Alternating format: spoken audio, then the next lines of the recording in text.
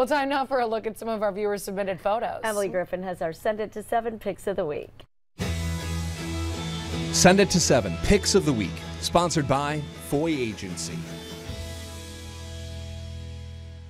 There has been a vast influx of pet pictures to our Send It to 7 page, and I'm not complaining. Look at Joe Millard's little Santa kitty preparing for Christmas. Perhaps with help from Ruby the Christmas elf in Colton. Kathy Bogart says her little Lita is anxiously awaiting Santa's arrival. And Jen Sigmund says her newly adopted kitty Kato is getting in the holiday spirit as well. Some outdoor critters were shared as well. Sharon Defoe saw this gaggle of swans in the Hayden Road Swamp in Richville. And Travis Todd spied this barred owl in Canton. It was quite the winter wonderland in Potsdam, as seen by Natalie Aldrich. And Becky Kirkpatrick says these kids wasted no time getting their first snowman of the year.